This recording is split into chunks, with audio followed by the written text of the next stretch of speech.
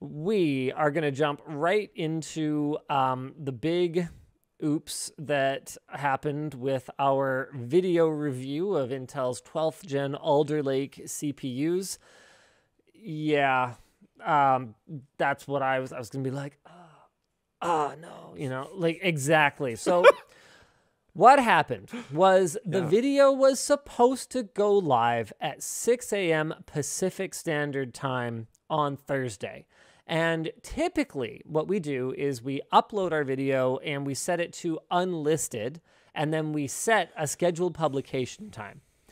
Now, we also typically promote our new video releases on Twitter, and because this was at 6 a.m., we scheduled a tweet that was supposed to go out at 6 a.m. at the same time that the video would flip live, pointing to the video. Unfortunately, the tool that we've been using to schedule our tweets, and I'm not going to name any names because who knows, there could have been some kind of user error involved. Maybe we entered our time zone wrong or something like that. Like maybe someone went in and made a change to the account and something got screwed up and it was our own fault. I don't know. I actually do not know the details. But what I know is that later on that day, another scheduled tweet that we were going to send out went out many hours early.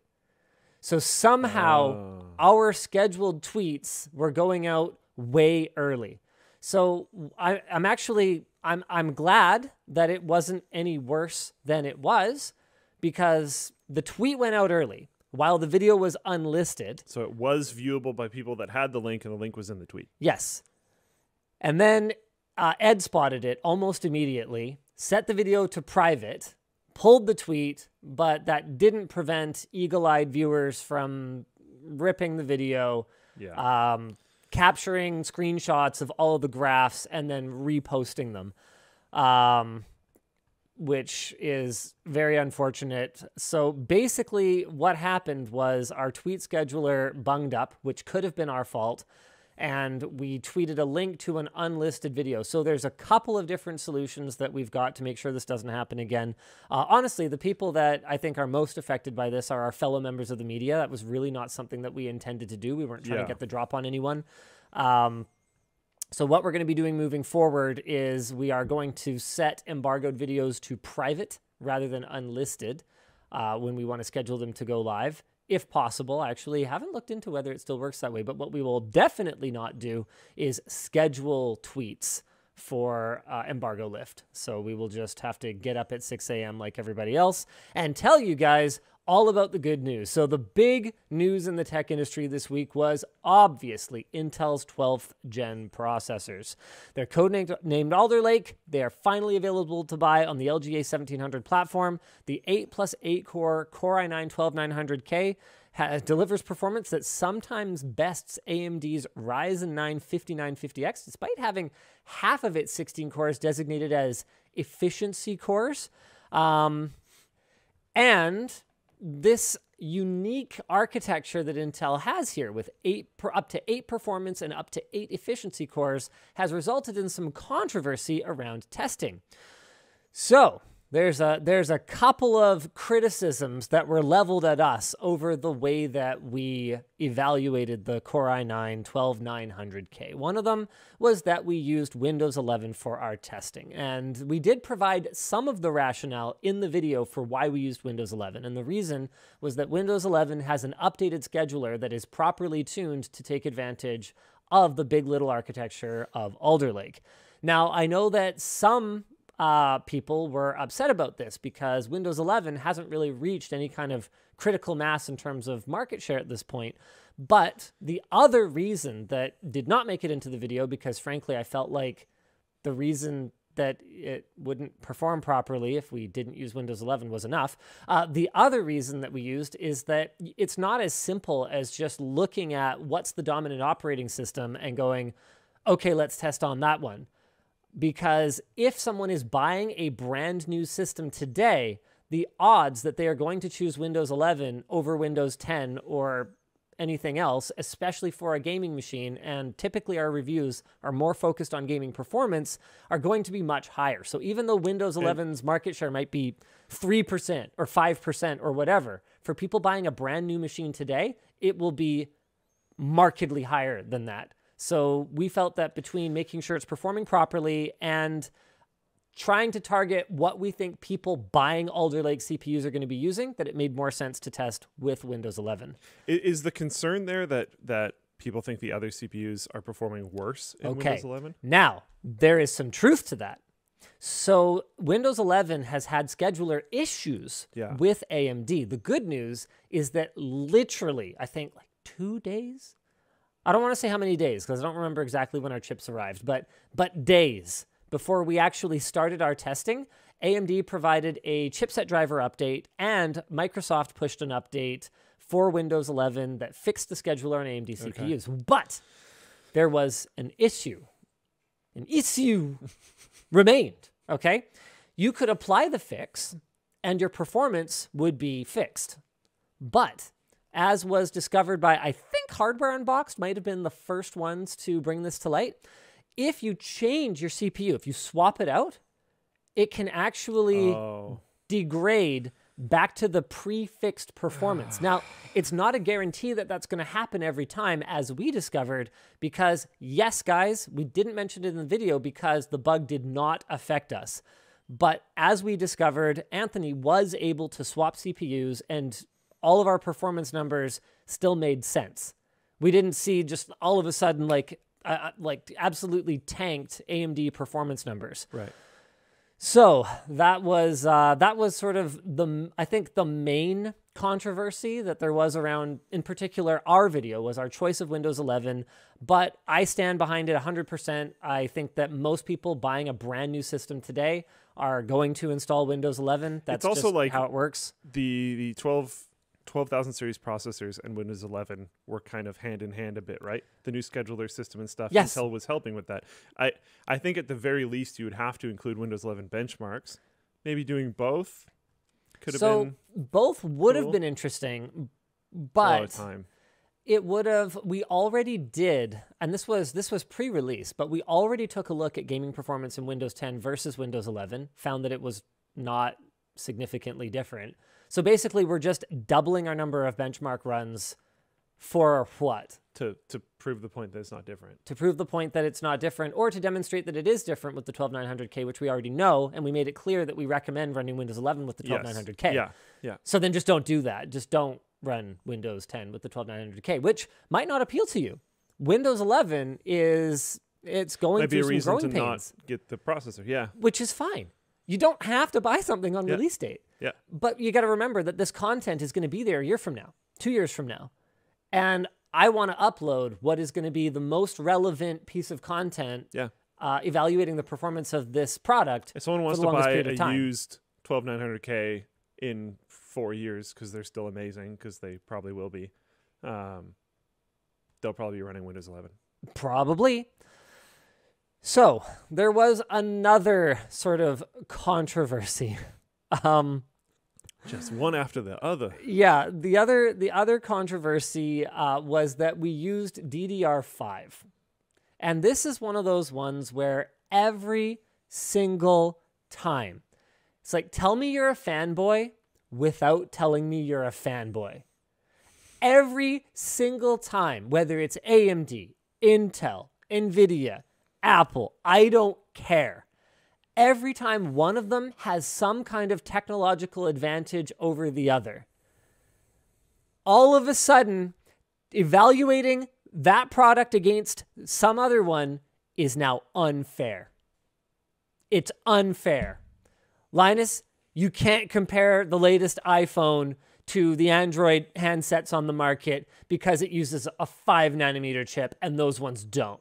Linus, you can't benchmark Intel with DDR5 because you're running AMD with DDR4. You need to benchmark Intel with DDR4 then. That does muddy a bit the argument of the future performance stuff, though.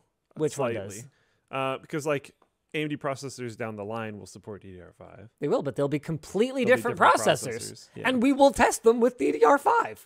Yeah, that's fair. Why would you ever? Yeah, never mind. I take it all back. So I mean, and it's tried. sometimes it gets really ridiculous. I remember back when AMD was using HBM memory in their GPUs, and NVIDIA was still using a more conventional GDDR something or other, and you'd upload performance graphs demonstrating that, sorry, AMD, in spite of your expensive fancy memory, the NVIDIA card is in fact faster in applications X, Y, Z. And then you'd have people going, but you guys didn't account for that AMD's got HBM. And I'm like, I don't care. It doesn't matter. What matters is how many dollars you hand to someone and how many FPSs you get back. Yeah. That ultimately is all that matters. And what we did was it's so funny because I've been around the block a few times. And as Anthony and I were sitting in script review for the Alder Lake review, I went through and I added not one, but two sort of points, two spots in the script where I specifically acknowledged that DDR5 is significantly more expensive than DDR4, and that you have to consider the full platform cost when you're evaluating the value of a product. Which is like really high. Just looking right now. It's super high. But the thing is, the reason that I phrased it the way that I did, and the reason that I didn't go after DDR5 for being too expensive or whatever. Did you do price performance? No, we couldn't, because the thing is that DDR5 pricing is going to be probably incredibly volatile over the coming few months. But like any commodity item, because we've seen these changeovers happen now 5 times, like any commodity item, you're going to see that volume production of DDR4, volume production of DDR5, they're going to go like this. They're going to cross. And at some point, DDR5 will become the same price as DDR4, and then it will be cheaper. And once again, we're producing these reviews for the long term, where we're evaluating, okay, in the context of what else was available on the market at the time, how does 12th gen perform? Did you show an example of 12th gen's performance utilizing DDR5 versus DDR4? We didn't. So what we would like to do is a follow-up video. Okay. But what I had gotten guidance on ahead of time from memory manufacturers was that if you're running overclocked DDR4 versus overclocked DDR5, you're going to end up in very similar territory. And it is possible that the platform will have more headroom with DDR5, but it's pretty negligible. The only real reason, and I remember adding this to the script as well. The only real reason to go for DDR5 would be if you want to perhaps buy into a memory technology that you'll be able to carry forward with you to another system more easily. Try to leave some slots open or something. Yeah. And to be clear, like, I didn't make an argument for doing that, which I would never do. You should never buy system memory thinking this is an investment. I am going to, this is my memory. I'm going to use this memory, because the thing is, the non-appreciating asset. The pricing only goes in one direction. The capacities only go in the other direction, and the speeds only go in the same direction as the capacity. So you are far better off going for whatever is the best bang for the buck today, assuming that by the time you retire this system, you're just going to leave it in it, and it'll go to a relative, or you could sell the whole thing complete on Facebook Marketplace, or whatever the case may be. And you're probably going to go acquire new memory that's a better match, because as we've seen, especially with Ryzen over the last few years, as these memory controllers have developed, faster and faster spec DDR4 which is kind of cool, has come out alongside it, and we've seen them kind of develop together and sort of help each other to continue to improve. And I suspect, especially because we are in the infancy of DDR5, that we're going to see the same thing. We're going to see tighter cache latencies. We're going to see higher speeds. We're going to see cost come down. All of this is going to happen. So we wanted to represent the platform as it will be moving forward and also as it is today. I just like you kind of mentioned, it probably doesn't even matter. Someone in Floodplain chat, Zetharian, said hardware in box has DDR4 and DDR5 numbers, and the performance difference is almost negligible. So, yeah. Yep. So apparently Gerbauer has information showing the same thing. So yeah, who cares?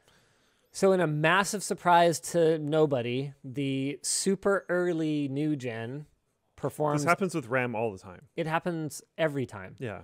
Literally every single time we've gone to a new generation of DDR. The super mature, low-cost last gen is very competitive with the immature, high-cost new gen, and the only reason to really buy the brand new one is because you want to have the brand new one for whatever reason. Neo Cortez says, yeah, once the timings start to tighten, you'll start to see the difference. Yeah, and also once you see the speeds dramatically increase, you'll start to see the difference too. Like something that a lot of people I don't know if realize is that cast latencies are not measured in like nanoseconds. Like that's not actually a unit of time. That is a unit of cycles. Yeah. So when you have memory that has like that's one of the reasons actually that your cast latencies go up so much as we go through the memory generations, but overall memory access latency isn't like double, quadruple, eight, like 16x what it was with DDR1. It doesn't work that way because as the memory frequency goes up, you actually, even though you have more cycles, you're running at this much, much higher frequency per second. So the actual real time, like in fractions of a second, or not, let's avoid the word fractions, but in the actual time in seconds can end up very similar or even better once speeds ramp up enough. So that's a really important thing for people to understand because I see a lot of people looking at, oh, you've got like cast latencies of 36 to 40, even on high-end kits for DDR5. Well, okay, yeah, but it's also running at a much higher frequency than you'll see on DDR4. Yeah. Horst says DDR5 is 3 times as expensive right now for the same capacity. Yeah, so I probably wouldn't go that route.